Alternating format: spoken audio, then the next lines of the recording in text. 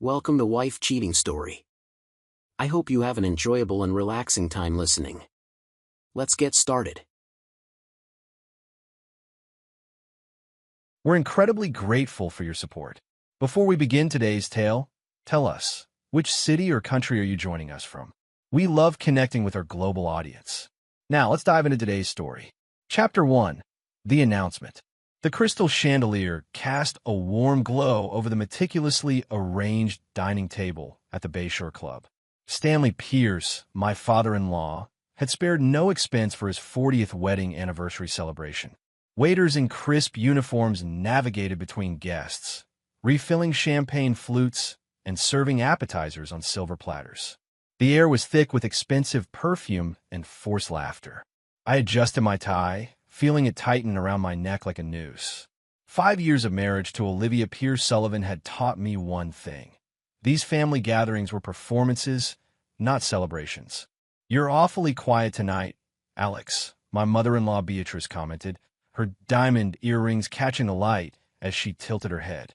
"Something on your mind?" "Just taking it all in," I replied with a practiced smile. In truth, I was calculating how much longer I needed to stay before making a polite exit.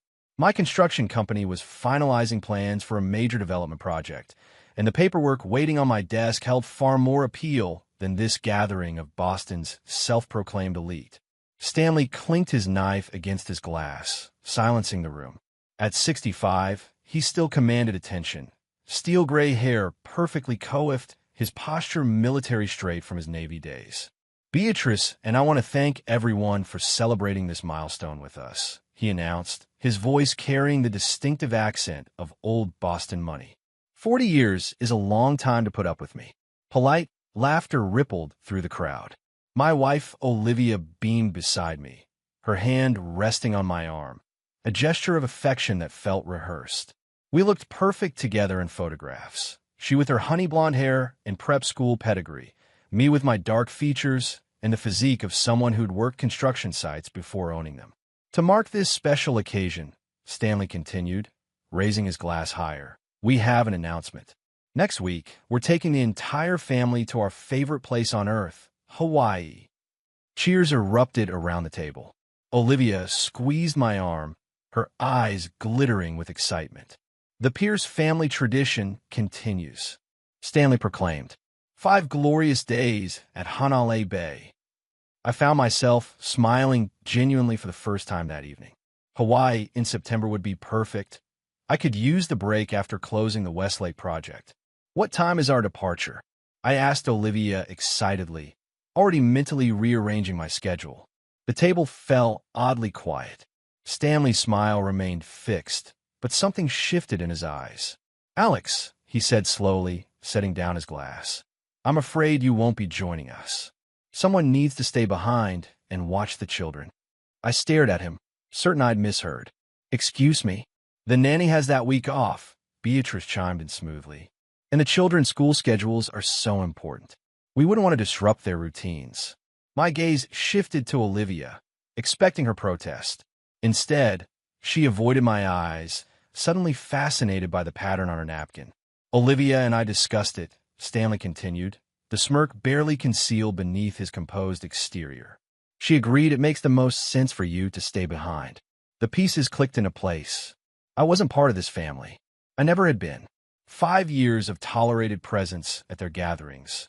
5 years of condescending remarks about my background thinly veiled as jokes. 5 years of being reminded I wasn't quite good enough for a Pierce. I studied the faces around the table. Olivia's brother Nolan and his wife Victoria, her sister Charlotte and husband Preston, all watching with barely concealed satisfaction. This exclusion had been planned and approved by the entire clan. I rose slowly from my chair, placing my napkin beside my half-eaten filet mignon. "That's interesting," I said, my voice deceptively calm, "because I own the beach house you're planning to stay at." The room went completely silent. Confusion replaced smugness on their faces. "What are you talking about?" Stanley sputtered, his composure cracking. "Hanalei Bay Plantation Estate," I said. 6 bedrooms, private beach access, infinity pool overlooking the ocean. Purchased through Sullivan Holdings last spring. Olivia's head snapped up, her eyes wide with shock. You never told me. You never asked. I replied simply. I've been renovating it for the past year. The master suite has an outdoor shower and a private lanai. I was saving it as a surprise. Stanley's face had turned an alarming shade of red. That's impossible. That property belongs to the Kanakoa Trust. We've rented it for years. Not anymore. I withdrew my phone, pulled up the property deed, and slid it across the table. I bought it when the trust dissolved last year. The rental agreement expired 3 months ago. Stanley snatched up the phone, his hands trembling slightly as he scanned the document. You're welcome to stay there, I continued pleasantly, taking back my phone. But I'm afraid I'll need to be present as the property owner. Insurance requirements, you understand. Beatrice recovered first. Alex, surely we can work something out. I've already arranged for the children to stay with my mother, I interrupted. She's looking forward to spending time with her grandchildren. I looked directly at Olivia, whose face had drained of color. Unless you prefer to stay home with them while I take the family to Hawaii, I'm flexible. The silence in the room was profound. Now, if you'll excuse me, I said, buttoning my jacket, I have an early meeting tomorrow. I nodded to the shocked faces around the table. Enjoy your dessert. As I walked out, I heard the urgent whispers begin behind me. For the first time in 5 years, I disrupted the carefully orchestrated Pierce family dynamics. But what none of them realized was that this was just the beginning. Chapter 2. Beneath the Surface. The Sullivan Construction headquarters occupied the 12th floor of a downtown high-rise, all steel, glass, and unobstructed views of Boston Harbor. I designed the space myself. Open concept, minimalist furniture, concrete floors. My employees called it industrial chic. I called it a reminder of where I came from. You look like you could use this, said Ruby McAllister, sliding a steaming mug of black coffee across my desk. At 56, Ruby had been with me since I'd opened the business in a tiny rented office with secondhand furniture. She'd watched me build an empire from nothing, and her loyalty was one of my few certainties in life. That bad, huh? I asked, accepting the coffee gratefully. You've got that look, she replied, settling into the chair opposite my desk. The one where you're running calculations behind your eyes. I smiled despite myself. The anniversary dinner was enlightening. The infamous Pierce clan strikes again. Ruby made no secret of her disdain for my in-laws. What was it this time? Someone make another charming joke about how you didn't know which fork to use at your first country club dinner. They planned a family trip to Hawaii. I wasn't invited. Ruby's eyebrows shot up. They what? Apparently, I'm needed at home to watch the children while the adults vacation. Those entitled. Ruby cut herself off, composing herself. What did Olivia say? She agreed with them. Ruby's face softened with concern. Alex, I waved away her sympathy. It's fine. I revealed I own the beach house they planned to rent. That changed the dynamic considerably. Ruby laughed, a sharp, delighted sound. Oh, to have been a fly on that wall. Her smile faded. But Alex, this isn't just about a vacation. This is about respect. I know. I swiveled in my chair to face the harbor view. Ships moved silently across the water, tiny from this height, but powerful up close. Ruby, I need you to clear my schedule for the afternoon and get Walter Burke on the phone. Your security consultant or your lawyer? Both. After Ruby left, I unlocked the bottom drawer of my desk and removed a slim black folder. Inside were surveillance reports from the past 6 months, detailed accounts of Olivia's movements, phone records, credit card statements. I'd hired the investigators after finding a strange text on her phone. My suspicions had been right. The intercom buzzed. I have Walter Burke on line 1, Ruby announced. I picked up the phone. Walter, I need everything you have on Theodore Hammond. Yes, Dr. Hammond, Olivia's therapist. I'd known for months that my wife was sleeping with her psychiatrist. What I didn't know was how deep the conspiracy went. The Hawaii trip exclusion confirmed my suspicions. This wasn't just an affair. They were isolating me from the family for a reason. After hanging up, I pulled up the security footage from her home office. The camera, disguised as a smoke detector, had captured Olivia at my computer 3 days ago, searching through my files. She'd been looking for property deeds, specifically the Hawaii estate. My phone buzzed with a text from Olivia.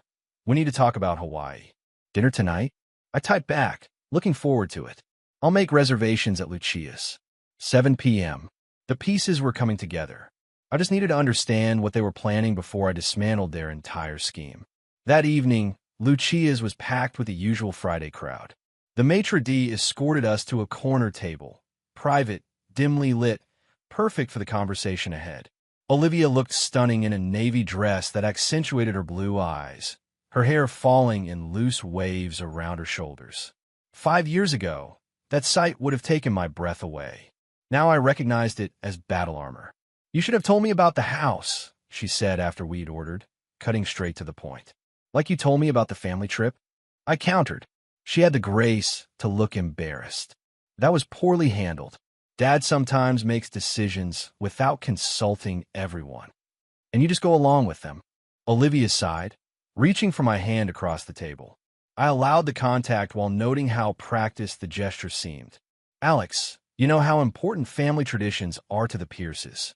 We've been going to Hawaii every September since I was a child, and yet you were fine leaving your husband behind. It wasn't like that, she protested. The children need stability, and someone had to stay. Don't. I interrupted. Let's not insult each other's intelligence. Her eyes narrowed slightly. This wasn't going according to her script. What exactly are you implying? I leaned forward. I'm not implying anything. I'm stating a fact.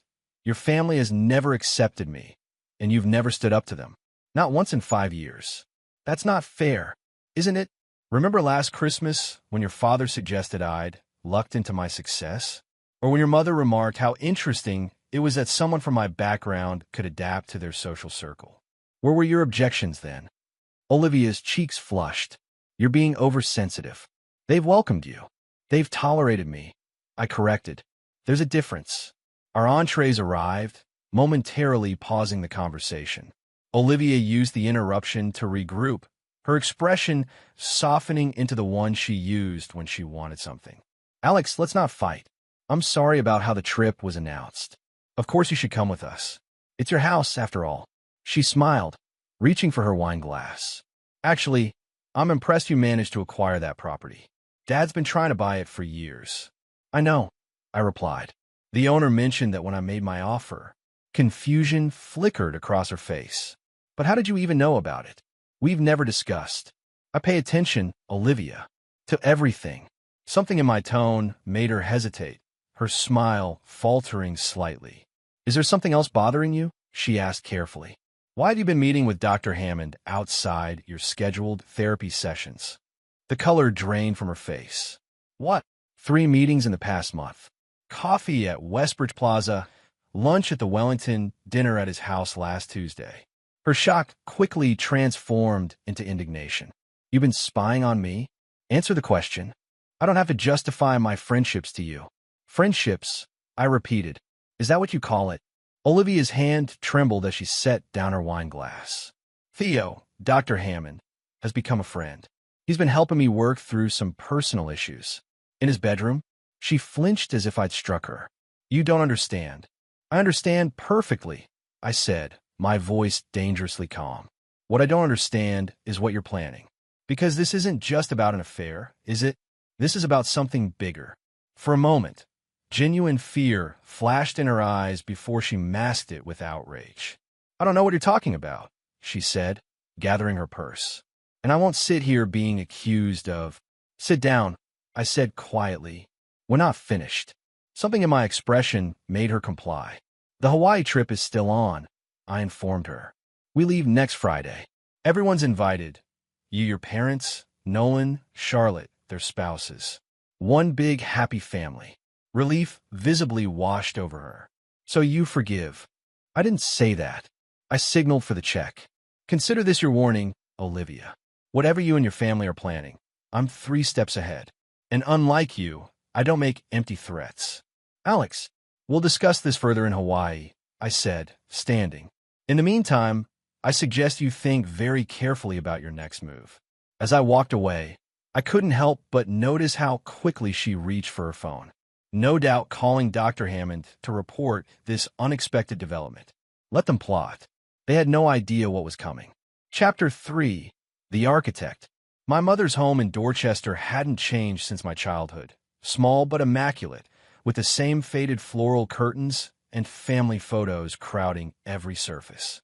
The smell of coffee and cinnamon rolls greeted me as I entered without knocking, the way I always had. "There he is," Mom said, wiping her hands on a dish towel. At 62, Evelyn Sullivan still moved with the energy of someone decades younger, her Irish heritage evident in her quick wit and fierce loyalty. I bent to kiss her cheek. "Morning, Mom. You look tired," she observed, immediately pouring me coffee. "Those fancy in-laws running you ragged again." I smiled despite my mood. "Something like that." "Well, sit down and eat something before you waste away. Those designer suits don't hide how you're skipping meals." She placed a warm cinnamon roll in front of me. "Now, tell me what's really going on. You don't usually show up at 7 a.m. on a Saturday unless something's wrong." That was Mom, straight to the point. "I need advice," I admitted, breaking off a piece of roll. "Must be serious if Alexander Sullivan is asking for help," she said, settling across from me. "Is it work? The children? It's Olivia. And her family." I met her eyes. And yes, it's exactly what you suspected all along. Mom had never warmed to Olivia, though she'd tried for my sake.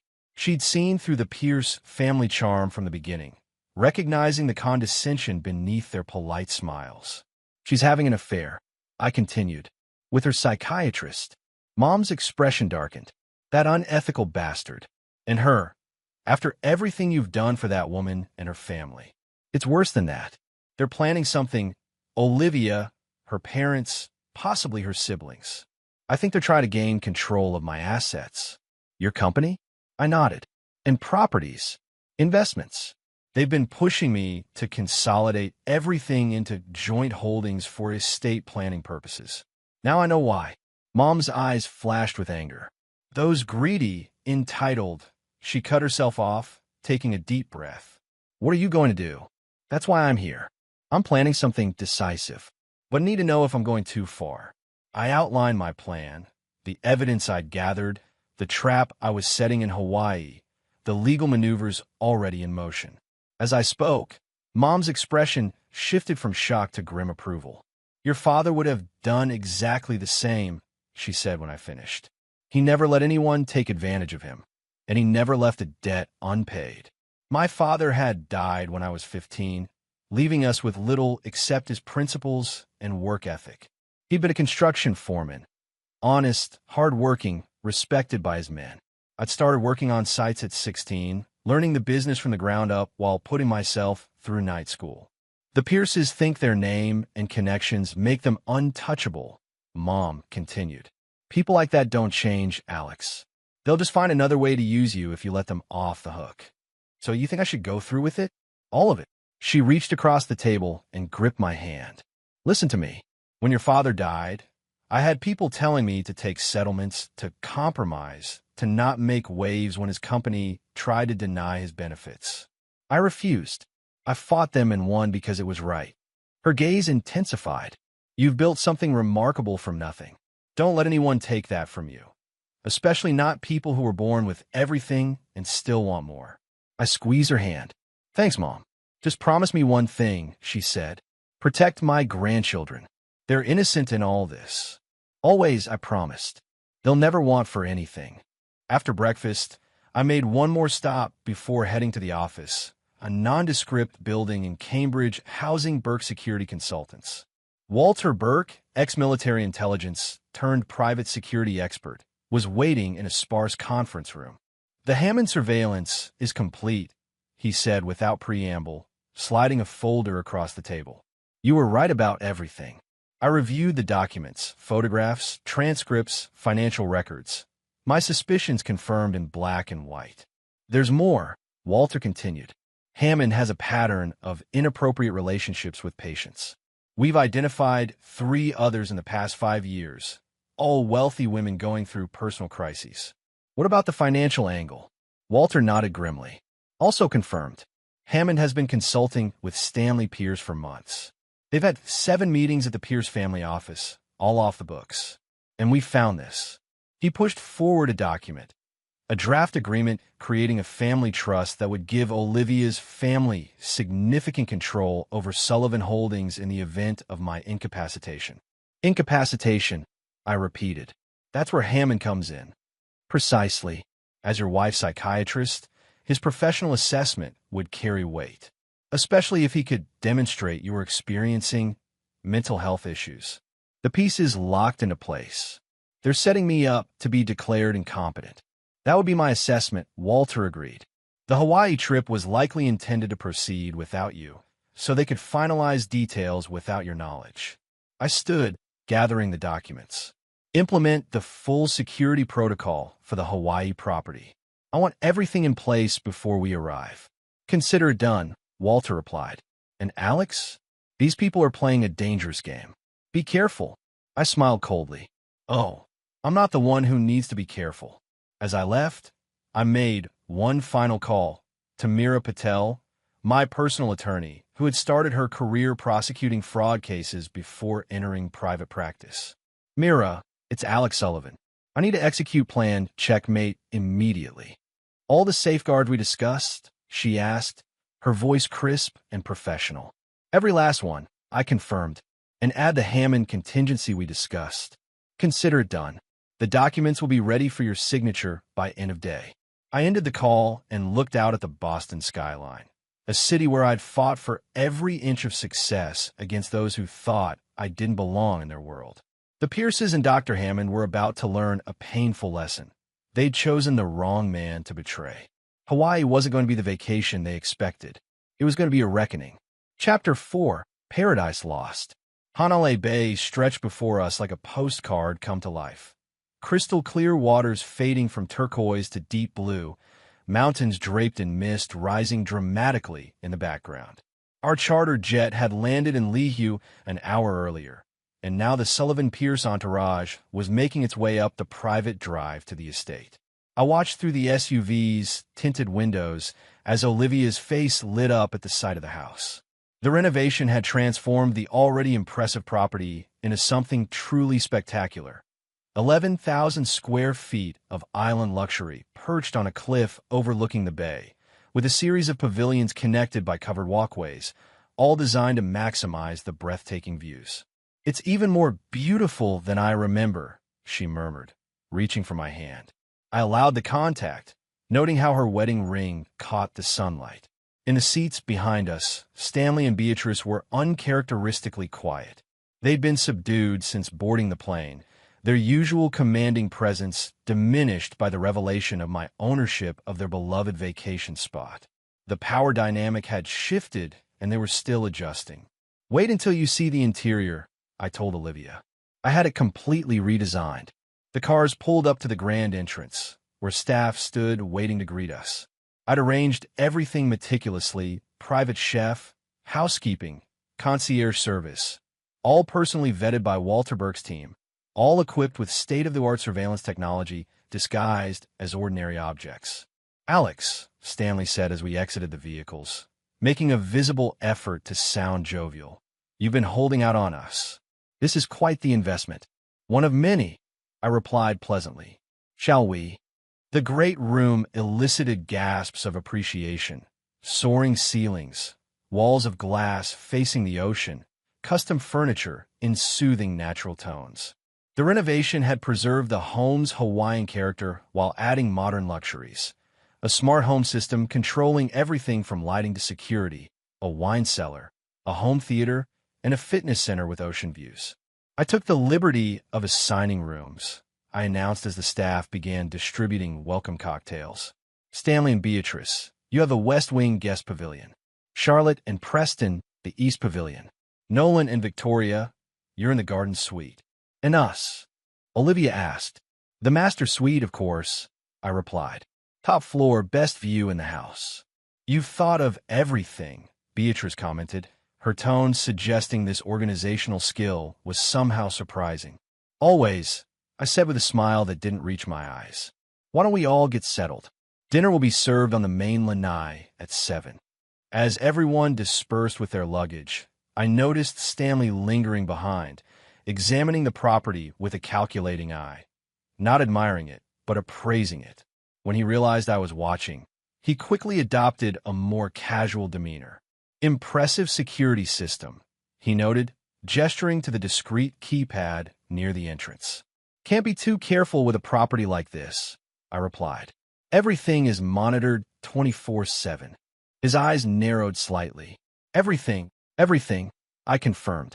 I'm a firm believer in protecting what's mine. In the master suite, Olivia was already unpacking, arranging her carefully selected vacation wardrobe in the walk-in closet. The room was spectacular, a private sanctuary with panoramic ocean views, an outdoor shower garden, and a lanai perfect for watching the sunset. Alex, this is magnificent, she said, genuine awe in her voice. How did you manage to keep this a secret for so long? I can be discreet when necessary, I replied, watching her reaction carefully.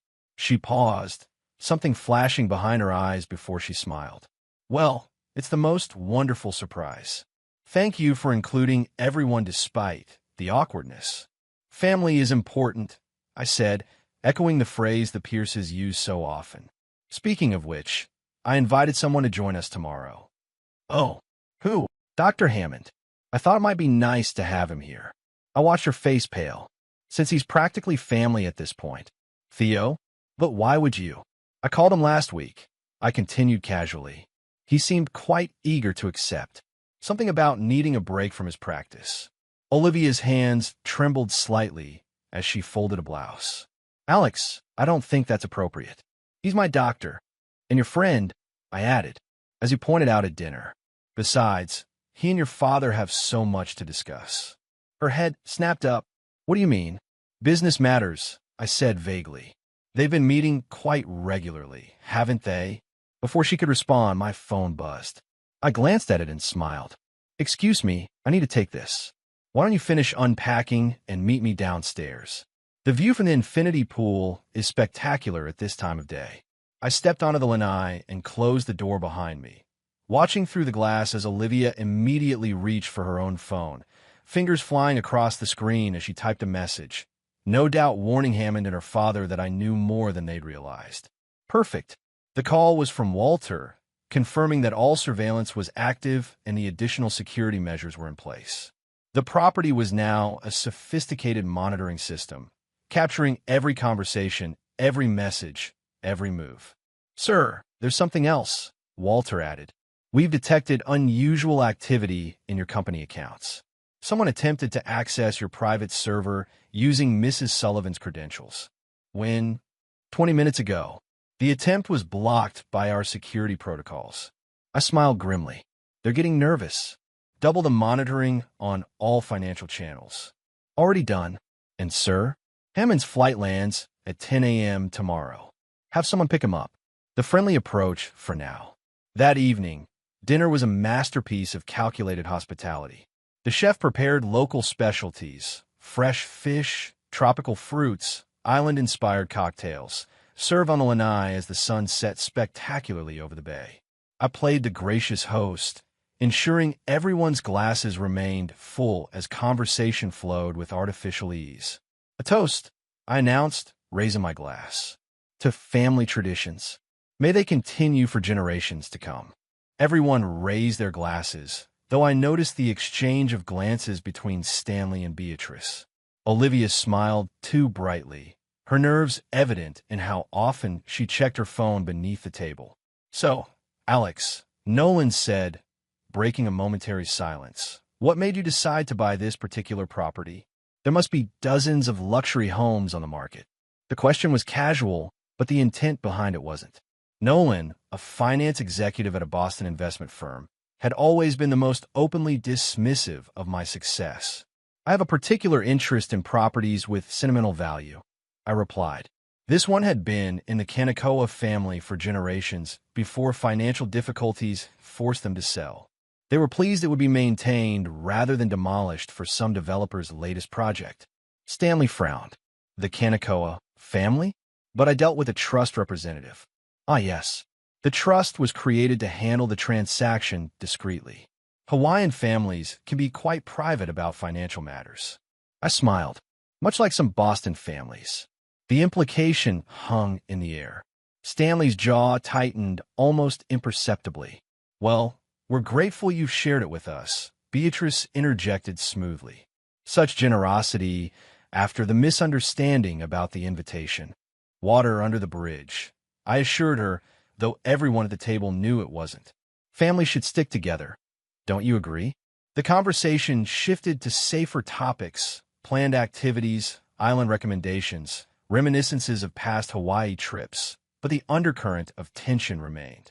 I observed them all with detached interest. Olivia's forced enthusiasm, Stanley's calculating gaze, Beatrice's social orchestration, Nolan and Charlotte falling into their practiced roles in the family dynamic. They thought they were maintaining the facade. They had no idea I could see right through it. After dinner, I suggested everyone enjoy the home theater or relax in the hot tub. As they dispersed, I caught Stanley heading toward his room. "Stanley," I called a moment. He turned, composing his features into a neutral expression. "Of course, Alex." We walked to the edge of the property, where the infinity pool seemed to merge with the ocean below. The night was perfect. Warm breeze, stars emerging in the darkening sky, waves crashing against the cliffs. "Beautiful spot you've found here," Stanley commented, accepting the scotch I offered. "Must have cost a pretty penny." "I can afford it," I replied simply. He nodded, swirling his drink. "You've done well for yourself. Built quite an empire." "From nothing," I added, as he liked to remind everyone. He had the grace to look uncomfortable. "Perhaps I've been less than appreciative of your accomplishments. Perhaps. The truth is, Alex, I've always been protective of Olivia. She's my youngest, my princess. When she married you, when she married below her station, you mean?" Stanley sighed. "You have to understand, the Pierces have certain traditions, expectations." "I understand perfectly," I interrupted. "I've understood for 5 years.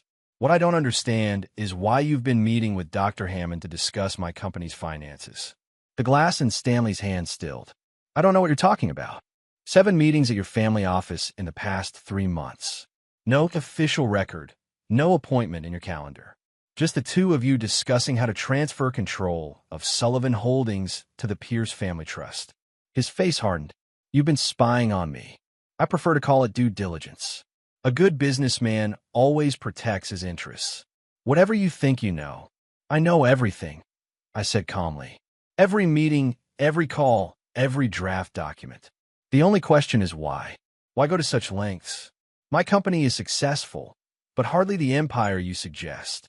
Stanley stared out at the ocean, calculation visible behind his eyes.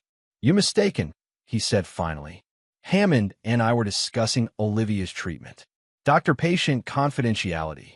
Don't insult my intelligence." I cut in coldly. "You haven't cared about Olivia's well-being since she was old enough to be a social asset." His mask slipped, anger flashing across his features. "You have no right." "I have every right," I countered. "She's my wife, and whatever game you're playing ends now." Stanley's expression shifted, the businessman emerging as he reassessed the situation. "Alex, perhaps we've gotten off on the wrong foot. I've always respected your drive, your ambition. We're not so different, you and I. Actually, we are. I built my success. You inherited yours." Before he could respond, Olivia appeared on the lanai, her silhouette backlit by the house lights. "There you are," she called. "Everyone's wondering where you've gone." "Just having a chat," I replied, not taking my eyes off Stanley. Man to man. "We'll continue this discussion later," Stanley muttered, downing the last of his scotch before plastering on a smile for his daughter. As they walked ahead of me back to the house, I noticed them exchange a look, a silent communication that confirmed everything. The Pierces were accustomed to getting their way. They'd never encountered an obstacle they couldn't overcome with money or influence. Until now, in the master suite that night, Olivia was unusually attentive, suggesting a moonlit swim, offering a massage, even initiating intimacy for the first time in months. I recognized it for what it was, damage control. "You seem tense," she murmured, her hands working my shoulders. "Is something bothering you?" Just thinking about tomorrow, I replied truthfully. Dr. Hammond arrival? She asked, her fingers faltering slightly. Among other things. She pressed a kiss to my neck. Alex, about Theo. There's nothing inappropriate between us. He's been helping me with some personal issues. I'm sure he has. What does that mean? I turned to face her. It means I'm looking forward to having him here. It's time we all got to know each other better, don't you think? Uncertainty flickered in her eyes. Of course. Later, as she slept beside me, I slipped from the bed and moved silently to the hidden panel in the closet. Behind it was a small office space I'd built during the renovation, a command center with monitors showing feeds from throughout the property. On one screen, Stanley Pierce was in his room, speaking urgently on his phone. With a keystroke, I activated the audio.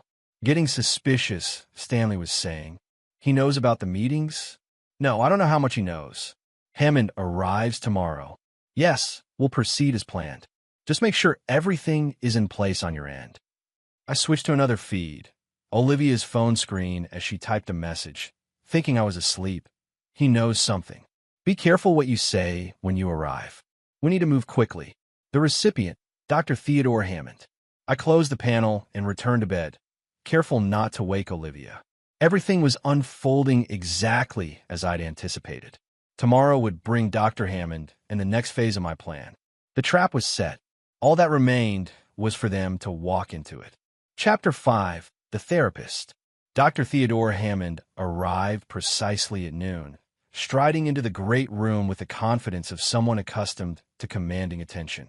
Tall, silver-haired, with the practiced smile and calculated warmth of a man who made his living manipulating emotions, he looked every inch the distinguished psychiatrist. Alex, he greeted me, extending his hand. What a magnificent property. Thank you for including me in this family gathering. I shook his hand firmly. The pleasure is mine, Dr. Hammond. Or may I call you Theodore? Theo, please, he insisted. We're all friends here. Friends. The word hung between us, heavy with irony. Indeed we are, I agreed, noticing how his eyes darted briefly to Olivia, who stood nervously by the windows. Let me show you to your room. You'll be in the guest house, private but still close to the main house. I thought you might appreciate the solitude after your busy practice. How thoughtful, he replied, following me out to the separate structure nestled among tropical gardens. Though I'm happy to be part of the family activities. Oh, I'm counting on it, I assured him. We have a lot to discuss. The guest house was actually a sophisticated monitoring station disguised as luxurious accommodation. Every word, every gesture would be recorded and analyzed. Walter's team had installed the most advanced surveillance equipment available, ensuring nothing escaped our notice. The view is breathtaking, Hammond remarked as we entered. One could get used to this lifestyle. Many have tried, I said, watching him closely. Few succeed. A flicker of discomfort crossed his face before his professional mask slipped back into place. Well, I'm grateful for the opportunity to experience it, however briefly. Lunch will be served in an hour, I informed him. I've arranged for everyone to dine together on the main lanai. Perfect, he said, setting down his leather weekend bag. I look forward to it. As I left him to settle in, I activated the monitoring system from my phone, watching as Hammond immediately pulled out his own device and typed a message. The system captured it instantly. I've arrived. Sullivan seems normal, perhaps overly accommodating. Proceeding with caution. Lunch was an exercise in theater, everyone playing their assigned roles with varying degrees of skill. Hammond seamlessly integrated himself into the group, displaying the charm and conversational agility that had no doubt served him well in building his practice among Boston's elite. So, Theo, I said as dessert was served, tell us about your practice. You specialize in high-profile clients, I understand. He dabbed his mouth with a napkin. I wouldn't characterize them that way. I simply help people navigate difficult periods in their lives. Success often brings its own unique pressures. Indeed it does, I agreed. And how did you and Olivia meet? Professional referral? A momentary hesitation. Beatrice recommended me. Actually, many of my clients come through referrals. How fortunate that you could fit Olivia into your busy schedule, I commented. Weekly sessions for How long has it been now? Almost a year. Olivia interjected quickly. Theo has been enormously helpful with my anxiety issues. And your private consultations have been equally beneficial, I assume. The table fell silent. Hammond's smile remained fixed, but his eyes hardened slightly. I'm not sure what you mean, he said carefully. The meetings outside your office, I clarified. Coffee shops, restaurants, your home. Very generous of you to extend such personalized care. Olivia's hand trembled as she set down her water glass. Alex, I told you. Those are friendly catch-ups. Theo and I discovered we have common interests in art and literature. How fascinating, I replied. And do you extend this cultural fellowship to all your patients, Dr. Hammond? Or is Olivia special? Stanley cleared his throat. Alex, this hardly seems appropriate lunch conversation. On the contrary, I countered. I find professional ethics extremely appropriate for discussion. Don't you agree, Dr. Hammond? Hammond's composure wavered only slightly. Professional boundaries are indeed important, but in small communities like Boston's social circle, some overlap is inevitable. I assure you, nothing improper has occurred. Nothing improper, I repeated. Like your meetings with Stanley to discuss my financial affairs? Were those within professional boundaries as well? The atmosphere shifted instantly. Hammond's face remained impressively neutral, but his knuckles whitened around his fork. I believe there's been a misunderstanding, he said smoothly. My discussions with Stanley were related to Olivia's treatment plan, which occasionally involves family consultation. Of course, I said, signaling for the staff to clear the plates. My mistake. The tension lingered as lunch concluded. As everyone dispersed for afternoon activities, Hammond approached me, his professional demeanor firmly in place. Alex, I sense you have concerns about my relationship with your family, he began. Perhaps we should discuss them privately. I smiled. Excellent suggestion. Why don't we meet in my study in an hour? I have some business calls to make first. I look forward to clearing the air, he replied, the picture of reasonable accommodation. In the study, another room thoroughly wired for surveillance. I watched the monitors as Hammond met briefly with Stanley in the garden, their conversation just beyond the range of conventional eavesdropping. Fortunately, Walter's team had deployed directional microphones capable of isolating their voices. He knows something, Stanley was saying, his back to the house. But not everything. We need to accelerate the plan. Hammond nodded. I've brought the preliminary evaluation. With Olivia's testimony about his erratic behavior, controlling tendencies, and the financial documentation you've gathered, we have enough for the initial filing. What about the Hawaii property? If he's hidden this, what else might be concealed? That's why timing is crucial, Hammond replied. Once we have temporary control of his affairs, we can conduct a thorough investigation of all his holdings. And if he fights it, Hammond's smile was cold. That would only strengthen our case about his mental state. Don't worry, Stanley. I've handled more difficult patients than Alexander Sullivan. I switched off the monitor as a knock sounded at the study door. Come in, I called. Hammond entered, the consummate professional in linen slacks and a casual button-down that probably cost more than most people's entire wardrobes. Thank you for making time for this conversation, he said, taking the seat I indicated. I believe clear communication is essential in resolving misunderstandings. I couldn't agree more, I replied, pouring 2 glasses of water. Clarity is exactly what I'm seeking. Then let me be direct, Hammond said, leaning forward slightly. I sense you harbor suspicions about my professional relationship with Olivia. While I understand your concern as her husband, I can assure you my treatment has been entirely appropriate, including the private meetings at your home. He didn't flinch. As I mentioned, our professional relationship has evolved to include some social elements. This is not unusual when treating individuals within certain circles, where rigid boundaries can sometimes impede therapeutic progress. And your meetings with Stanley? Were those also therapeutic in nature? Hammond hesitated, weighing his response. Family involvement can be beneficial in certain treatment protocols. Stanley has naturally been concerned about Olivia's well-being. Naturally, I echoed. And these concerns extended to my company's financial structure because I believe there's been a misinterpretation, Hammond replied smoothly. Any discussion of finances would have been in the context of reducing Olivia's stress factors. Family businesses can create unique pressures. I nodded thoughtfully. So your interest in having Olivia declared primary beneficiary of Sullivan Holdings was purely therapeutic? This time, Hammond couldn't entirely hide his surprise. I'm not sure where you've obtained that information, but in the draft petition suggesting I might be experiencing a mental health crisis requiring temporary guardianship. Was that also therapeutic? Hammond's mask slipped, just for a moment, before he regained his composure. Alex, I'm concerned about these accusations. They suggest a pattern of paranoid thinking that, frankly, raises some red flags for me as a mental health professional. Red flags? I repeated. Interesting choice of words. Perhaps we should discuss these concerns with Olivia present, Hammond suggested, shifting strategies. As your wife, as my wife, I interrupted, she's been quite busy. Meeting with you, accessing my private files, discussing with her father how to gain control of my company. Hammond's expression hardened. These are serious allegations, Alex. I wonder if you've considered how they might sound to an outside observer. I've considered it carefully, I assured him. I've also considered how certain other things might appear to outside observers.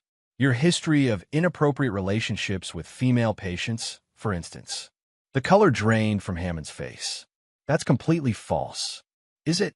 Carolyn Westfield might disagree, as would Rebecca Thornton and Elizabeth Hargrove, all wealthy women going through personal crises, all former patients, all relationships that violated the Massachusetts Board of Registration in Medicine's ethical guidelines. Hammond stood abruptly. I don't know what game you're playing, Sullivan, but making false accusations against a licensed medical professional is dangerous territory. Not as dangerous as conspiracy, fraud, and medical malpractice, I countered calmly. Please sit down. We're not finished. Something in my tone made him comply, though tension radiated from every line of his body. What do you want? He asked quietly. The truth, I replied. The complete truth about what you, my wife, and my father-in-law have been planning. Hammond stared at me for a long moment, calculating his options. Finally, he sighed. This conversation needs to include Stanley. Oh, it will, I assured him. Very soon. But first, I want to hear your version. Consider it therapeutic. Hammond's professional facade cracked slightly, revealing the calculating man beneath. You're more formidable than they gave you credit for. A common mistake, I acknowledged. One you've all made repeatedly. Before Hammond could respond, my phone buzzed with an alert from the security system. On the small screen, I could see Olivia entering Hammond's guest house, looking around furtively before beginning to search through his belongings. Excuse me a moment, I said, rising. Help yourself to a drink. This might take longer than anticipated. I left Hammond in the study and made my way quietly to the guest house. Through the window, I could see Olivia frantically searching through Hammond's luggage, finally extracting a leather portfolio which she began to examine. I entered silently. Finding what you're looking for, she gasped, the portfolio falling to the floor, papers spilling across the hardwood. Alex, I was just looking for the psychological evaluation Hammond prepared to have me declared incompetent. I finished for her, bending to pick up one of the documents. Interesting reading. Her face paled. It's not what it looks like. It's exactly what it looks like, I corrected her. The question is why? Why go to such elaborate lengths? My company is successful, but hardly in the same league as Pierce Investments. Olivia's shock gave way to a flash of the ruthlessness I'd always suspected lay beneath her polished exterior. You really don't know, do you? Enlighten me. She laughed bitterly. The Sullivan Construction Land Portfolio. The properties you've been quietly acquiring for years. Dad realized what you were doing before you even married me. Understanding dawned. The North Shore Developments. 3,000 acres of prime coastal real estate, she confirmed.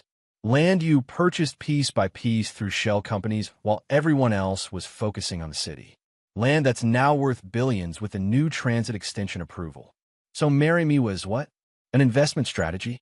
Something like regret flickered in her eyes. It wasn't supposed to be. I did care for you, Alex. But when Dad realized what you were building, He couldn't resist. I finished. The great Stanley Pierce, outmaneuvered by a construction worker's son from Dorchester. It's business, she said simply. Nothing personal. Seducing your psychiatrist to help declare your husband mentally incompetent seems fairly personal. Olivia flinched. Theo approached me. He's worked with Dad before on similar matters. And you went along with it. All of you, plotting, manipulating, betraying.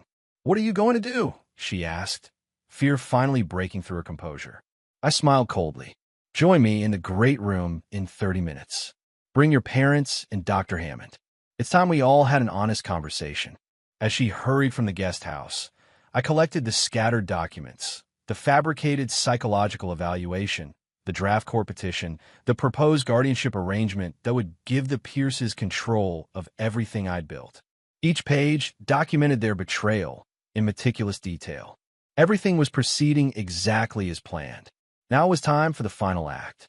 Chapter 6, The Reckoning. The great room had fallen silent as I concluded my presentation. On the large screen behind me, documentation of the conspiracy against me was displayed in damning detail. Surveillance photographs, recorded conversations, financial records, the fraudulent medical evaluation prepared by Hammond. Stanley Pierce sat rigid in his chair, his face flushed with anger. Beside him, Beatrice maintained her composure through years of social training, though her hands trembled slightly in her lap. Hammond had abandoned his professional demeanor entirely, while Olivia stared at the floor, unable to meet my gaze. So, I said into the silence, to summarize, you've conspired to have me declared mentally incompetent in order to gain control of my assets, particularly my land holdings. You've fabricated evidence, violated ethical guidelines, committed fraud, and betrayed every principle of family loyalty in the process. You can't prove any of this, Stanley finally said, though his voice lacked conviction. I just did, I replied calmly. Everything you've seen is admissible in court. Every conversation has been legally recorded, every document authenticated. My security team has been building this case for months. Hammond leaned forward. Alex, I urge you to consider the impact of these accusations. No one needs to be hurt here. Save your manipulations for your patients. Doctor, I cut him off. Though I doubt you'll have many left after the Massachusetts Medical Board reviews my evidence. What do you want? Stanley demanded. Money? A larger stake in Pierce Investments. I laughed. You still don't understand, do you? I don't want anything from you. I already have everything I need. Then why this spectacle? Beatrice asked, speaking for the first time. Why bring us all here to humiliate us? I wanted you to know that I knew, I said simply. I wanted you to understand exactly who you've been dealing with all these years. The construction worker's son from Dorchester you've mocked and underestimated. The outsider who was never good enough for your family. Olivia finally looked up. What happens now? Now. I smiled. Now I show you what I've been doing while you were all plotting against me. I pressed a button on the remote, changing the display to a series of legal documents. 3 months ago, I created an irrevocable trust for my children, I explained. It contains the majority of my assets, including Sullivan Construction and all property holdings. The trust is managed by an independent board of trustees with clear instructions that neither Olivia nor any member of the Pierce family can ever serve as trustees or beneficiaries, except for my children. Stanley's face darkened. You can't do that. I already have. It's done. I changed the display again. As for Sullivan Holdings, the parent company that owns this property and other personal assets, I've transferred 49% ownership to my mother, with the remaining 51% held in a separate trust with myself as the sole trustee. Again, completely legal and completely irreversible. Beatrice turned to her husband. Stanley, is this possible? Before he could answer, I continued. Additionally, I've filed formal complaints against Dr. Hammond with the medical board, including evidence of his inappropriate relationship with Olivia and his ethical violations in conspiring to have me falsely declared incompetent. Hammond paled. You're destroying my career. You did that yourself, I replied without sympathy. Actions have consequences. I turned to Stanley. As for Pierce Investments, I've forwarded documentation of your involvement in this conspiracy to the Securities and Exchange Commission. They're particularly interested in how you've been using client funds to finance personal vendettas. You bastard, Stanley hissed. This will ruin us. Possibly, I acknowledged. Though probably not. People like you tend to land on your feet. But your reputation will never recover. And that matters more to you than money ever could. I faced Olivia lastly. And you. The divorce papers have already been filed. You'll receive exactly what the prenuptial agreement stipulates. Nothing more, nothing less. The children will remain with me, with reasonable visitation rights for you, provided you seek legitimate psychological treatment. Tears filled her eyes. Alex, please. We can work this out. There's nothing to work out, I said coldly. It's over. All of it. And the Hawaii trip? Beatrice asked, ever practical, even in disaster. What was the point of bringing us here? I wanted you to see what you tried to take from me, I replied. I wanted you to enjoy paradise one last time before I took it away. You're throwing away your marriage, Olivia said desperately. Think of the children. I have thought of nothing else, I interrupted. They'll grow up knowing their father stood his ground, but he didn't allow himself to be used or discarded. Stanley was regaining his composure, the businessman resurfacing. This isn't over, Sullivan. You've made powerful enemies. Actually, it is over, I contradicted him. But don't worry, you don't have to leave immediately. The staff will prepare breakfast tomorrow before your departure. The jet will be ready at noon to return you to Boston. As I turned to leave, Olivia called after me. Where will you go? I paused at the doorway. I'm staying. This is my house, after all. Enjoy your last night in paradise. In the master suite, I packed Olivia's belongings efficiently, moving them to one of the guest rooms. When I finished, I stepped onto the lanai, breathing in the ocean air as the sun began to set over Hanalei Bay. The beauty of the moment contrasted sharply with the ugliness of human betrayal I'd just exposed. My phone buzzed with a message from Walter, all legal actions executed as planned. Surveillance continuing. Standing by for further instructions. I typed back, proceed as discussed. No changes. Another message arrived, this one from Ruby. Just got confirmation that the medical board received our complaint against Hammond. They're moving quickly. Everything was falling into place. The Pierces and Hammond would return to Boston to find their carefully constructed lives beginning to unravel. Not a dramatic implosion.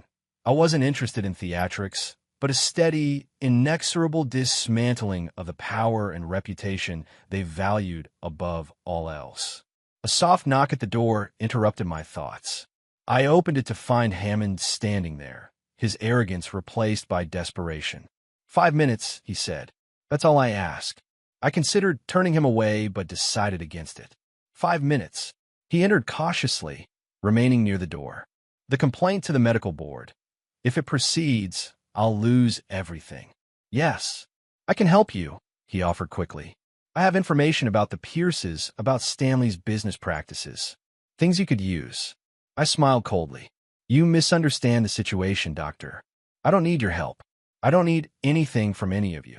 Then why let me in at all? He asked. Curiosity, I replied honestly. I wanted to see if there was anything human beneath your professional facade.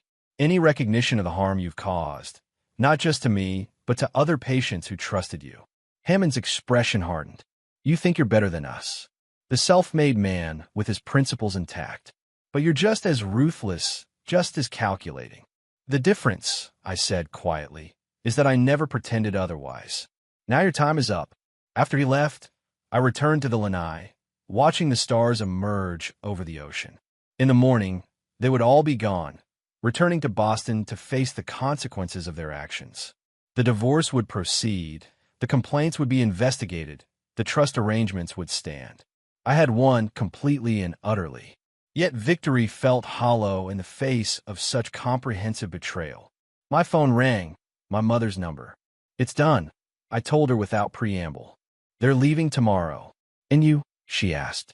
What will you do now, Alex? I looked out at the darkening sky, considering her question.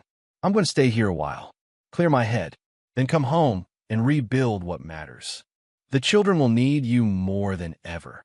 I know, I said softly. They'll always have me. That's something the Pierces never understood. What real family means. After we hung up, I remained on the lanai until the house fell silent. In rooms throughout the property, the Pierces and Hammond were facing the ruins of their conspiracy. By morning, they would be gone, and I would begin the process of rebuilding my life, stronger, wiser, and entirely on my own terms. The house they had coveted would remain mine, and so would everything else I had built. Chapter 7: Scorched Earth. 3 months after the Hawaii confrontation, Boston was firmly in autumn's grip. Trees in the public garden blazed with color, and the morning air carried a crisp chill that hinted at the winter to come. I sat in my office, reviewing the quarterly reports for Sullivan Construction while monitoring developments in what the local business press had dubbed the Pierce implosion. Ruby entered without knocking, as was her habit, and placed a Boston Globe on my desk. "Thought you might want to see this," she said, tapping a headline. "Medical Board revokes Hammond's license." I scanned the article, which detailed the board's unanimous decision following their investigation into multiple ethics violations. Hammond's inappropriate relationships with patients, including Olivia, featured prominently in their findings. "That's one down," Ruby commented, settling into the chair opposite my desk. "How are you holding up?" "I'm fine," I replied automatically. Ruby gave me a skeptical look. "You're working 16-hour days, you've lost weight, and you haven't taken a day off since Hawaii. That's not fine." I sighed, pushing the newspaper aside. "The children need stability. The company needs attention. The divorce proceedings are complicated, and you need to breathe," she countered. "When was the last time you saw your mom? Or did something just for yourself?" Before I could answer, my phone buzzed with a message from Mira Patel. "Pierce Investments stock down 18% today following SEC announcement. Formal investigation proceeding." "The SEC is moving forward with their investigation into Pierce Investments," I told Ruby. "Stanley's board is meeting today to discuss his leave of absence." Ruby smiled grimly. "Couldn't happen to a nicer guy. What about your father-in-law? I mean, soon-to-be ex-father-in-law." "The divorce should be finalized within weeks. Olivia's lawyers are still fighting the prenup, but it's airtight." My assistant appeared in the doorway. "Mr. Sullivan, your mother is here." I checked my watch, surprised. "Send her in." Mom entered with her characteristic energy, kissing my cheek before settling on the couch by the window. At my nod, Ruby excused herself, closing the door behind her. "This is unexpected," I said. "Is everything all right with the children?" "The children are fine, at school where they belong," Mom replied. "I'm here about you." I suppressed a sigh. "Ruby called you." "Ruby didn't need to call me. I have eyes." "You're running yourself into the ground, Alex." "I'm handling it." "You're punishing yourself," she corrected. "For what? Not seeing through Olivia sooner? Trusting people who didn't deserve it?" I turned to look out at the harbor, avoiding her perceptive gaze. "I missed the signs. For years. What kind of businessman doesn't see a conspiracy happening in his own home?" "A human one," Mom said simply. "You wanted to believe in your marriage, in your family. That's not weakness, Alex. It's decency." My phone buzzed again. Another message from Mira. Olivia's legal team requesting meeting to discuss settlement. "They're backing down on custody demands." "They're breaking," I told Mom, showing her the message. "The Pierces, Hammond, Olivia, they're all facing the consequences." "And is that making you happy?" Mom asked quietly. The question caught me off guard. "Happy? No. Satisfied, maybe. There's a difference between justice and vengeance, Alex. One heals. The other. They try to take everything from me." I interrupted. "My company, my properties, my children. They would have destroyed me without a second thought. And now you've destroyed them," Mom pointed out. "Stanley's career is in ruins. Hammond will never practice again. Olivia's reputation in her social circle is shattered. When does it end?" I turned back to my desk, shuffling papers unnecessarily. "Well, I'm sure they can never hurt us again." Mom was silent for a moment, studying me with the insight that had always been slightly unnerving. "This isn't about them anymore," she finally said. "It's about you not knowing how to stop fighting." "That's not. Your father was the same way," she continued. "Always ready for the next battle, always looking for threats. It served him well in business, but it cost him in life. By the time he realized what he was missing, it was too late." The comparison stung. I'm protecting what we've built. Protecting the children. The children need their father, Mom said gently. Not just his protection, his presence. His joy. Before I could respond, my assistant buzzed again. Mr. Sullivan, Mr. Pierce is in the lobby. He doesn't have an appointment, but he's insisting on seeing you. I exchanged surprised looks with my mother. Stanley Pierce. Yes, sir. He says it's urgent. Send him up. I turned to Mom. This should be interesting. Do you want me to leave? She asked. I shook my head. No. Stay. A few minutes later, Stanley Pierce entered my office, a diminished version of the imperious figure he'd once been. His expensive suit hung loosely on his frame, and new lines had etched themselves into his face. The events of the past months had aged him visibly. Sullivan, he acknowledged with a nod. His gaze shifted to my mother. Mrs. Sullivan, what do you want, Stanley? I asked without preamble. He remained standing, declining the chair I didn't offer. The SEC investigation has expanded. They're looking into transactions going back 15 years. I'm aware. The board has asked for my resignation, he continued, a muscle twitching in his jaw. 50 years building Pierce Investments, and it's over in 3 months. Again, what do you want? Stanley straightened, summoning his dignity. The North Shore properties. Your land trust holds the key parcels needed for the Harrison Point development. Without them, Pierce Investments will collapse entirely. And I'm asking you to sell those parcels to the development consortium. Not for me, for the investors, the employees. There are 400 families who depend on Pierce Investments for their livelihoods. I studied him carefully, looking for the manipulation behind the request. Why would I help you after what you tried to do to me? Not for me, he repeated. For the innocent people caught in the crossfire. Your revenge against me is complete, Sullivan. You've won. But those employees had nothing to do with our conflict. Mom caught my eye, her expression thoughtful. I turned back to Stanley.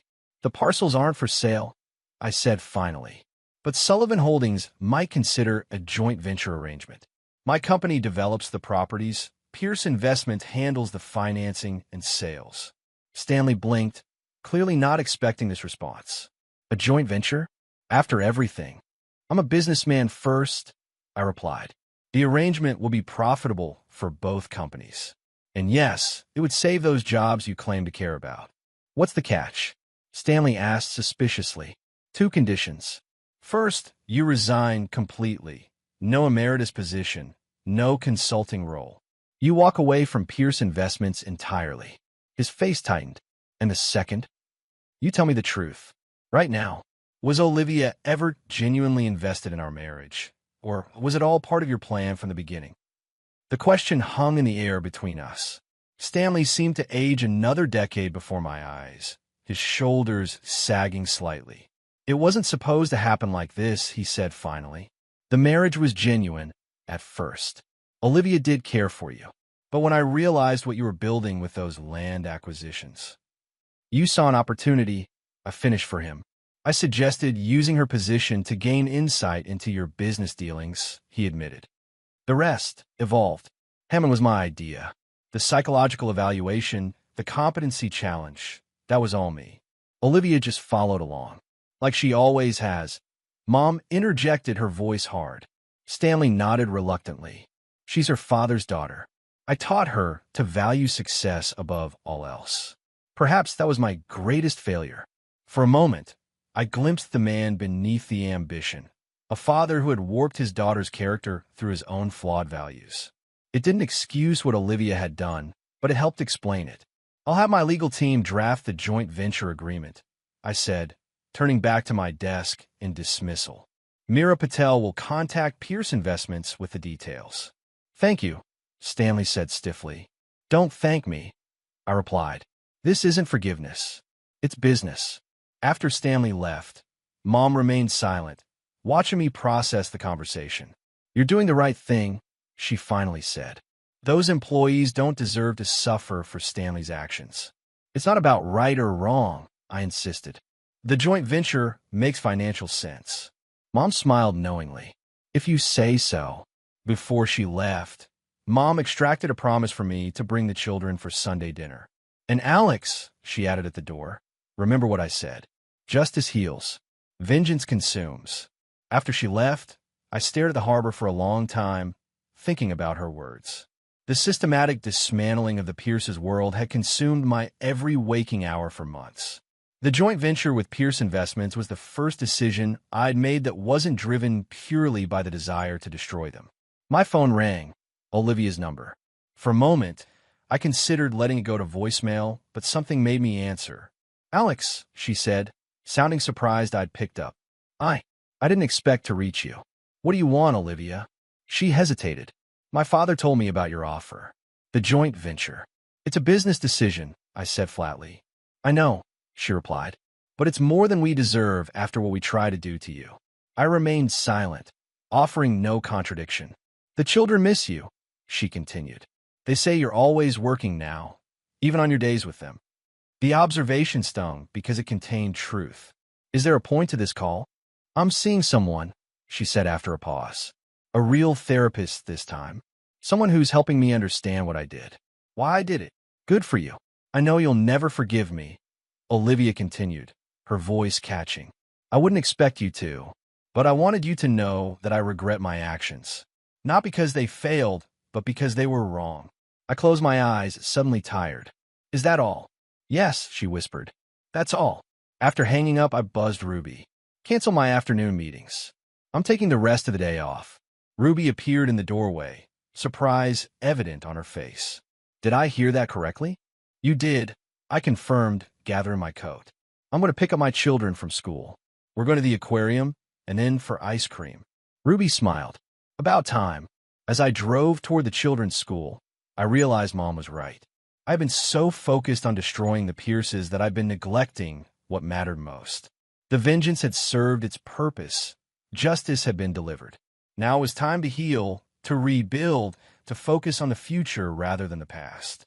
The Pierces would never again have the power to hurt me or my family. I made sure of that, but I didn't need to personally oversee every moment of their downfall. Some battles were won simply by walking away. As I pulled up to the school, I saw my daughter's face light up as she spotted my car. She tugged her brother's hand, pointing excitedly. Their unrestrained joy at this unexpected appearance pierced through the armor I'd built around myself. In that moment, I understood what true victory looked like. Not the systematic destruction of my enemies, but the preservation of what they had tried to take from me, my family, my integrity, my capacity for joy. The war was over. Now came the harder part, peace. Chapter 8, Reconstruction. The grand opening of Harrison Point drew Boston's business elite despite the December chill. Under heated tents with views of the shoreline, investors and media representatives gathered to celebrate what the Boston Business Journal had called the most ambitious development project in New England history. As I circulated through the crowd, accepting congratulations and fielding questions, I caught sight of Nolan Pierce across the tent. Our eyes met briefly before he looked away, discomfort evident in his posture. Unlike Stanley, who had retreated to Florida following his resignation, Nolan had remained with Pierce Investments, working under the new leadership to salvage what remained of the company's reputation. "Quite the triumph," commented Walter Burke, appearing at my elbow with 2 glasses of champagne. He offered me one. "6 months ago, Pierce Investments was trying to take everything from you. Now they're your junior partners in the biggest development project on the East Coast." I accepted the champagne. Business makes for strange bedfellows. "Indeed," Walter agreed, though I noticed the elder Pierce is conspicuously absent. "Part of our arrangement," I explained. "Stanley has no connection to this project or the company that bears his name." Walter nodded approvingly. "Clean break. Smart." I gestured toward the architectural renderings displayed on easels throughout the tent. "What do you think of the final design?" "Impressive," Walter said, studying the images. "Sustainable, community-focused, integrated with a natural landscape. Not the typical luxury development I expected." "That was my requirement," I said. If Sullivan Construction was going to be associated with this project, it needed to reflect our values. "Values?" Walter repeated with a hint of amusement. "Not a word often heard in development circles." "Maybe it should be," I countered. Profit and principle don't have to be mutually exclusive. Walter's gaze shifted over my shoulder. Speaking of principles, your ex-wife just arrived. I turned to see Olivia entering the tent, elegant in an understated gray suit that contrasted sharply with the flashier styles of her social circle. The divorce had been finalized 2 months ago, and this was the first time we'd appeared at the same event since then. "Excuse me," I told Walter. "I should say hello." As I approached, Olivia's composed expression flickered with uncertainty. "Alex," she greeted me. "Congratulations on the project. Everything looks remarkable." "Thank you," I replied. "I'm surprised to see you here. Nolan invited me," she explained. "I hope that's not a problem." "It's a public event," I said with a shrug. "How have you been?" Something like gratitude crossed her face at this small courtesy. "I'm managing. The therapy is challenging but necessary." "And you?" "The children say you've been more present lately." "I'm trying," I admitted. "Work will always be important, but I'm learning to balance it better." An awkward silence fell between us. 5 years of marriage and months of betrayal creating a gulf too wide to bridge with small talk. "I heard about the community center you're building as part of the development," Olivia said finally. "And the affordable housing component. That wasn't in the original Pierce plans." "No, it wasn't. It's a good change," she offered. "The kind of project that makes a real difference." Before I could respond, Mira Patel approached us. "Alex, the mayor has arrived. He's asking to speak with you." "Of course," I said, nodding to Olivia. "If you'll excuse me." "Actually," Olivia said quickly, "I was hoping we could schedule a time to talk about the children's holiday arrangements. With Christmas coming up." "Call my assistant," I replied, already turning away. "She'll find a time that works." The mayor's speech praised the Harrison Point development for its innovation, job creation, and commitment to sustainability. As the nominal host, I gave brief remarks emphasizing community integration and environmental responsibility. The applause was enthusiastic, though I noticed Nolan's was perfunctory at best. Later, as the event wound down, Nolan approached me at the bar. "Sullivan," he acknowledged stiffly. "Quite the spectacle you've orchestrated." "Just good business," I replied. "How are things at Pierce Investments?" His expression tightened. "Stabilizing. No thanks to your SEC investigation." "The investigation was entirely of your father's making," I reminded him. "Actions have consequences." "So, I've observed," Nolan said dryly. "Father in exile, Hammond disgraced, Olivia divorced. You've been nothing if not thorough in your retribution." I studied him thoughtfully. "You knew what they were planning, didn't you? The competency challenge, the asset seizure, all of it." Nolan shifted uncomfortably. "I was aware of discussions." "And you said nothing? Did nothing? What was I supposed to do?" he demanded. "Betray my family? Like they betrayed me?" Nolan had no answer for that. After a moment, he sighed. "For what it's worth, I advised against it. Told them it would backfire." "Smart of you," I acknowledged. "Not moral, but smart." He flushed slightly. "We can't all be paragons of virtue, Sullivan. Some of us just try to survive our families." There was something raw in this admission that gave me pause. For the first time, I considered what it must have been like growing up under Stanley Pierce's influence. The constant pressure, the conditional love, the lessons in ruthlessness presented as business acumen. "Fair enough," I conceded. "How's your father adjusting to retirement?" Nolan laughed bitterly. "About as well as you'd expect. He calls daily with suggestions for the company. Mother says he's driving the household staff to rebellion." "And Dr. Hammond?" "Left the country, from what I hear. Some wellness center in Switzerland where they don't look too closely at licensing issues." I nodded, having already received this information from Walter's sources. "And your sister?" "Charlotte." Nolan seemed surprised by the question. "Thriving, actually. With father's influence diminished, she's finally pursuing that environmental law degree she always wanted. Turns out she is quite the mind when not being stifled by paternal expectations." This was news to me. During our marriage, Charlotte had always seemed the most Pierce-like of the siblings. Perfectly groomed, unfailingly proper, rarely expressing an original thought.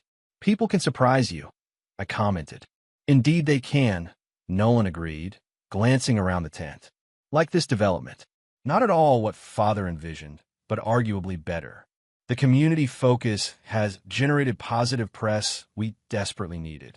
The Sullivan touch, I said with a hint of irony. The Sullivan touch, he echoed. Who would have thought we'd end up here after Hawaii? The mention of Hawaii brought a sudden chill to the conversation. Memories of betrayal still too raw.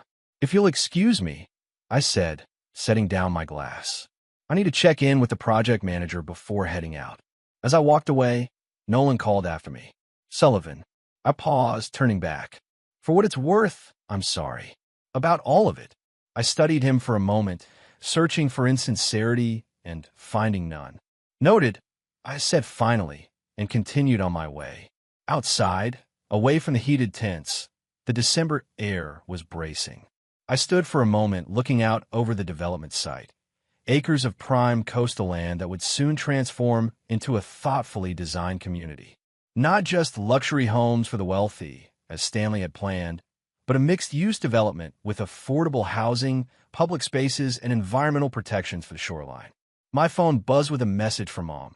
Children fed and homework done. Emma wants to know if you'll be home in time to read her story. I smiled, typing back, on my way. Tell her to pick a short one. As I walked to my car, I reflected on the strange turns of the past year. The betrayal had been complete, the vengeance swift and calculated. Yet here I was, partnered with Pierce Investments in a project that would define both our companies for decades to come. Business made for strange bedfellows indeed. At home, a new home in a different neighborhood with no memories of Olivia. I found Emma waiting in her pajamas, book in hand. At 8, she had my dark hair and her mother's blue eyes, along with a determination that was entirely her own. You're late, she informed me gravely. The mayor is very talkative, I explained, sitting on the edge of her bed. What are we reading tonight? She handed me a worn copy of The Secret Garden, one of my childhood favorites that I'd passed down to her. We're at the part where Mary finds the key, she said, settling against her pillows. As I read, my son Michael appeared in the doorway, trying to look too grown up to join at 12, but unable to resist the story. He slowly edged into the room, eventually sitting at the foot of Emma's bed. Is the garden really magic? Emma asked when I paused between chapters. What do you think? I countered. She considered this seriously. I think it's not magic like spells and wands. It's magic like making things better that were broken. Out of the mouths of babes. I think you might be right, I told her. Sometimes the most powerful magic is just healing. After the children were asleep, I sat in my home office reviewing the Harrison Point contracts one last time. The joint venture with Pierce Investments had been structured to protect Sullivan Holdings completely. Ironclad agreements, clear boundaries, multiple safeguards. Walter and Mira had seen to that. Yet as I looked over the paperwork, I realized something had shifted in me. The relentless drive for protection, for advantage, had eased somewhat. Not disappeared. I wasn't naive enough for that, but tempered by other considerations. Community impact, environmental responsibility, legacy beyond profit. My phone buzzed with a message from Ruby, Hammond spotted in Geneva. Wanting to update the file? I hesitated before responding. No need. Case closed. It was time to stop monitoring their every move, to release the vigilance that had consumed me for months. The Pierces and Hammond had been neutralized as threats. Continuing to track them served no purpose except to keep me tethered to the past. Emma's words echoed in my mind. Magic like making things better that were broken. Some breaks couldn't be repaired. My marriage was over, trust shattered beyond recovery. But other things, my relationship with my children, my sense of purpose, my capacity for something beyond vengeance, those could be mended. The house in Hawaii remained mine, a beautiful property I'd visited only once. Perhaps it was time to create new memories there, positive ones with my children. A place of healing rather than confrontation. I closed the contract files and opened my calendar instead, blocking off 2 weeks in February for a family trip to Hanalei Bay. The children would love the beach, the pool, the lush gardens. And I would begin the process of reclaiming that space from the shadow of betrayal. It wasn't forgiveness, some actions lay beyond that, but it was a step toward something new. A future not defined by the Pierces or their schemes, but by my own choices. As I prepared for bed, I found myself thinking of something my father had told me shortly before he died. Success isn't what you build, Alex. It's what you build that stands even when you're gone. The Harrison Point development would stand. Sullivan Construction would stand. Most importantly, my children would stand, hopefully stronger and wiser for having weathered this storm. That would be success enough. Chapter 9. Reclamation. 1 year to the day after the Hawaii confrontation, I stood on the lanai of the Hanalei Bay house, watching Emma and Michael splash in the infinity pool. The property had been transformed, not physically, as the renovation had already made it perfect, but energetically.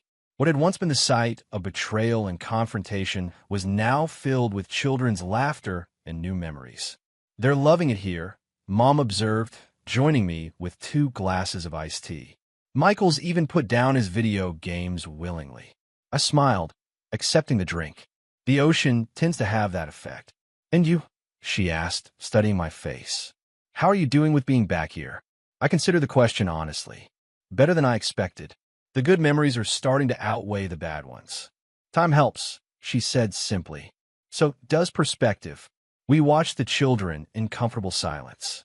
Michael, showing unexpected patience, was teaching Emma how to dive, demonstrating the proper form before offering encouragement for her hesitant attempts. "You've done well with them," Mom said softly. "Through everything, they've stayed secure, confident. That's no small achievement." "I had a good example," I replied, squeezing her hand. "A parent who put their child first, no matter what." My phone buzzed with a message. Normally, I would have ignored it on vacation, but the sender made me pause. Nolan Pierce. Harrison Point Phase 1 fully sold. Phase 2 pre-sales exceeding projections by 38%. Board meeting tomorrow to discuss expansion options. Your input requested. Interesting. The joint venture with Pierce Investments had proven remarkably successful, surpassing even my optimistic projections. What had begun as a strategic move to salvage jobs while maintaining control had evolved into a genuinely profitable partnership. "Work?" Mom asked, noting my expression. "Pierce Investments," I confirmed. "The development is exceeding expectations." "And how does that feel? Working with them after everything?" I consider the question. Surprisingly straightforward. Business is business. The structures we put in place protect everyone's interests. "And Stanley? Has he accepted his exile?" "Grudgingly," I replied. "He started some consulting firm in Palm Beach. Small scale, nothing like his former influence. Keeping busy, from what I hear." Mom nodded thoughtfully. "And Olivia?" The children mentioned she's dating someone. "A professor at Boston College," I confirmed. "History department. Seems decent enough from the background check." Mom raised an eyebrow. "You ran a background check on your ex-wife's boyfriend?" "Habit," I admitted, "but a less thorough one than I might have done 6 months ago." She laughed. "Progress, I suppose." My phone buzzed again. Ruby this time. Dr. Levine called to confirm tomorrow's session with the children. "Should I reschedule due to your vacation?" Dr. Sarah Levine was the child psychologist who had been working with Emma and Michael since the divorce. Unlike Hammond, she was ethical, straightforward, and genuinely invested in her patients' well-being. I typed back, "No need to reschedule. We'll be back in time. Flight lands at 2 p.m. "Everything okay?" Mom asked. "Just confirming the children's therapy appointment," I explained. "It's been helping them process everything." "And what about you?" she pressed. "Any processing of your own happening?" I smiled wryly. "Subtle, Mom." "I'm serious," she insisted. "You've taken care of business, taken care of the children, taken care of legal matters. But what about Alex Sullivan the man, not the CEO or father?" It was a fair question, one I'd been avoiding. The past year had been focused entirely on external concerns, protecting my assets, securing my children's future, rebuilding my company's direction. I'd given little thought to my own emotional recovery. "I'm getting there," I said finally. "One step at a time." Mom seemed satisfied with this answer, however vague. "Well, this is a good step," she said, gesturing to the beautiful setting around us. Reclaiming spaces, creating new memories. That evening, after the children were asleep, I sat alone on the lanai, nursing a glass of whiskey and watching the moonlight on the water. The house was peaceful now, cleansed of the tension and betrayal that had filled it a year ago. My phone rang, a number I didn't recognize with a Swiss country code. Sullivan, I answered cautiously. It's Hammond, said the voice on the other end. Theodore Hammond. I nearly hung up, but curiosity kept me on the line. What do you want? To apologize, he said, surprising me, for my role in what happened. It was unethical, unprofessional, and deeply wrong. Why now? I asked, suspicion evident in my tone. I've been in treatment, he explained. Real treatment, not the kind I pretended to provide. Part of my recovery is making amends where possible. Convenient timing, I observed. Your license revocation appeal hearing is next month, isn't it? Hammond sighed. Yes, but that's not why I'm calling. Whether you believe me or not, I needed to acknowledge the harm I caused. What Stanley and I planned, it was unconscionable. And Olivia, was she just a pawn in your game? There was a pause before he answered.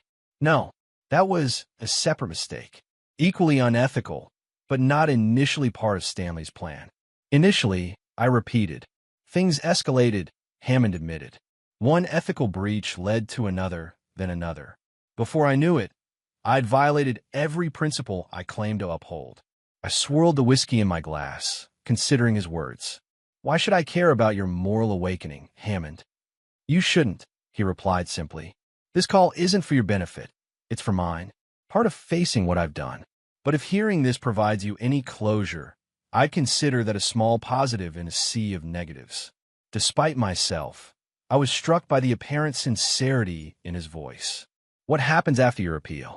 If it's denied, which seems likely, I'll continue teaching at a small clinic here in Geneva. Not as a doctor, but as someone with experience in how ethical failures develop. A cautionary tale, essentially. And if by some miracle it's granted, I wouldn't return to practice, he said firmly. That chapter is closed. I'd likely continue in education, but with a license that would allow me to properly supervise students. I found myself believing him, which was unexpected. Hammond, I have no interest in your redemption arc. But for what it's worth, recognizing your mistakes is a start. Thank you for taking my call, he said. I wasn't sure you would. Neither was I admitted before ending the call. The conversation left me unsettled, not because of any lingering anger toward Hammond, but because of my own unexpected capacity for something approaching understanding. Not forgiveness. The breach had been too severe for that, but a recognition of human fallibility, including my own.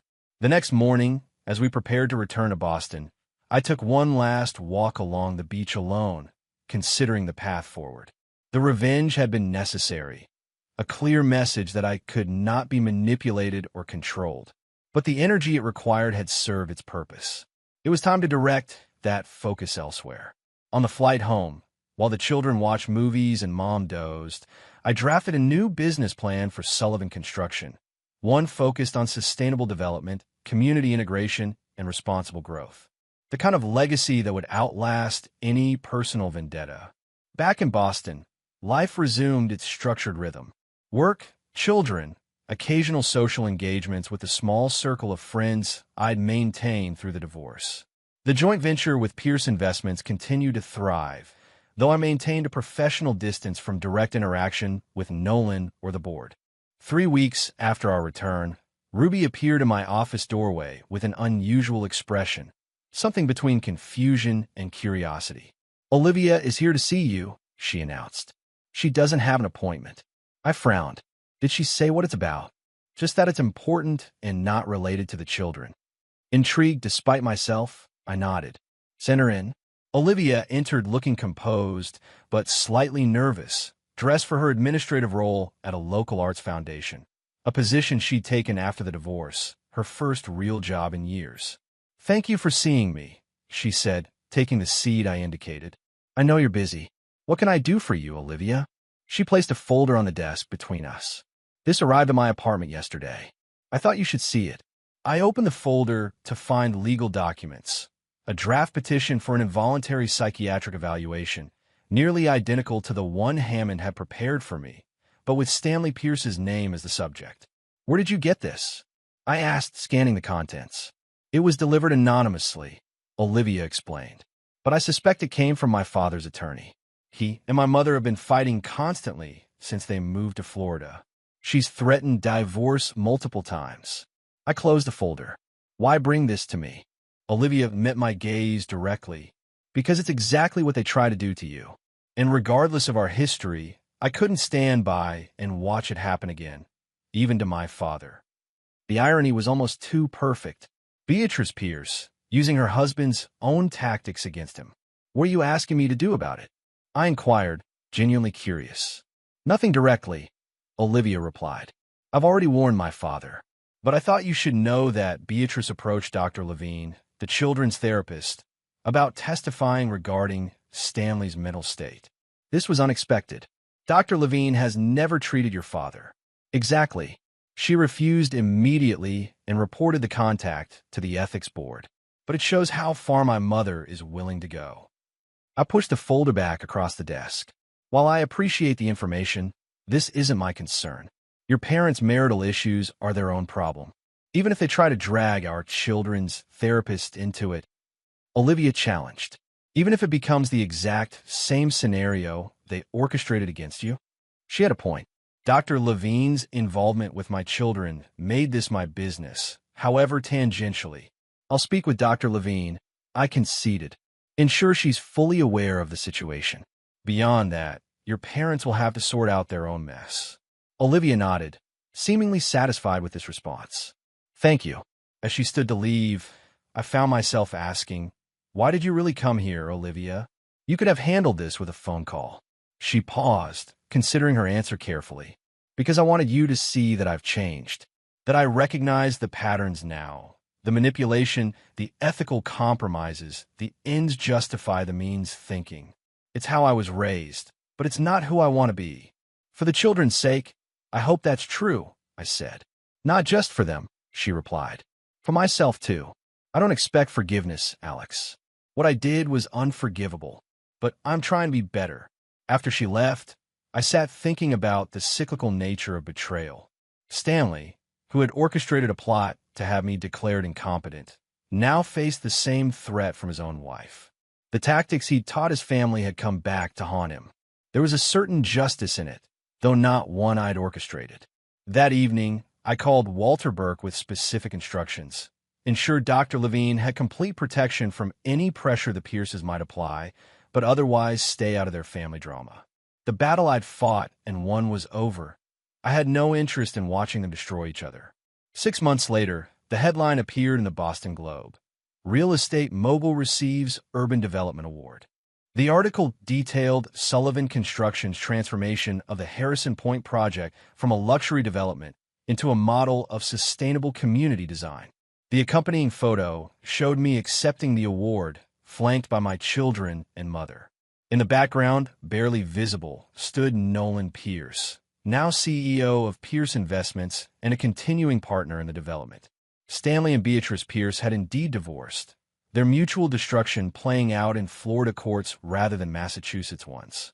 Hammond remained in Switzerland, his appeal denied, but his clinical teaching position apparently providing some measure of redemption.